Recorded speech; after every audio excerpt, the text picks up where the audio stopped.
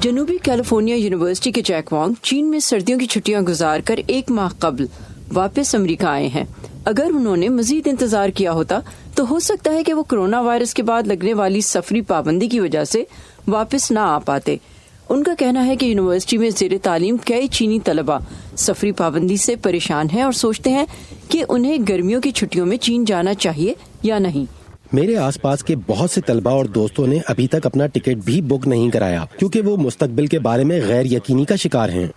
سفری پابندی کا اعلان عالمی ادارہ صحت کی جانب سے اس تجویز کے بعد کیا گیا جس میں کہا گیا ہے کہ بین الاقوامی سفر پر غیر ضروری پابندیاں عائد کیے بغیر وائرس کو پھیلنے اور ملک میں داخل ہونے سے روکنے کے لیے اقدام کیے جائیں۔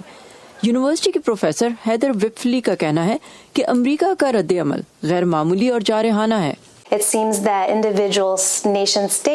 ایسا لگتا ہے کہ چند ممالک نے عالمی ادارہ صحت کو نظر انداز کر کے آگے بڑھنے کا فیصلہ کیا ہے اور کئی معاملات میں ادارے کی تجاویز کو غیر اہم سمجھتے ہوئے انتہائی اقدامات اٹھانے کا فیصلہ کیا ہے، جس سے دنیا بھر میں خوف میں مزید اضافہ ہو رہا ہے۔ چین پر مسئلے کے سیاسی نتائج برآمد ہو سکتے ہیں کیونکہ امریکی انتظامیہ دوسری وجوہات کی بنا پر چین کو تنہا یا قربانی کا بکرا بنانا چاہتی ہے۔ اس سے چین پر معاشی اثرات ہوں گے۔ لیکن کچھ ایسے لوگ بھی ہیں جو سوچتے ہیں کہ سفری پابندی ایک اچھا اقدام ہے۔ ان میں چین سے تعلق رکھنے والے USC کے طالب علم لیو یانگ بھی شامل ہیں۔ وائرس کو امریکہ سے دور رکھنے کے حوالے سے یہ ایک اچھا اقدام ہے۔ اگرچہ سفری پابندی یانگ کے لیے تسلی کا باعث ہے، وہی دوسرے طلبہ بیماری کے خطرے کے پیش نظر ماسک پہننے لگے ہیں۔ مجھے لگتا ہے کہ لوگ ابھی بھی فکر مند ہیں، خصوصاً بین الاقوامی چینی طلبہ، لہٰذا جب آپ کیمپس میں داخل ہوں گے تو آپ اتنے امریکیوں کو ماسک پہنے ہوئے نہیں دیکھیں گے جتنا کہ چین سے تعلق رکھنے والے طلبہ کو۔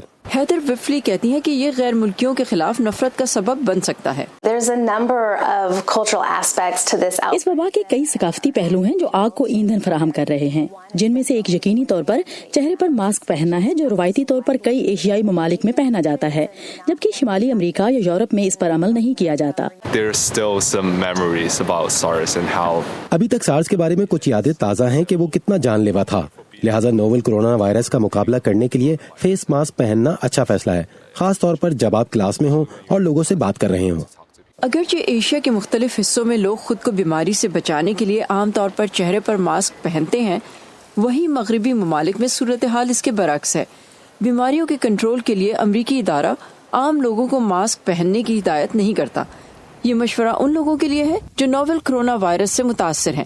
یانگ اس وبا کے پھیلنے کے خطرے سے پریشان ہے۔ اگر میں چین میں ہوتا تو اتنا پریشان نہیں ہوتا کیونکہ وہاں زندگی ایسے ہی چلتی رہتی ہے اور واقعات ہوتے رہتے ہیں۔ ہو سکتا ہے کہ آپ کو بھی وائرس ہو جائے۔ میرے خیال میں یہ کوئی جان لیوا وائرس نہیں ہے، لیکن میں پھر بھی خوش قسمت ہوں کہ میں امریکہ میں ہوں۔ یہ وائرس مجھے نہیں لگ سکتا۔ طبی ماہرین کا کہنا ہے کہ زیادہ تر جو لوگ اب تک نوول کرونا وائرس سے متاثر ہوئے ہیں وہ ٹھیک ہو جاتے ہیں۔ الزبتھ لی کے ساتھ صبا شاہ خان، وائس آف امریکہ۔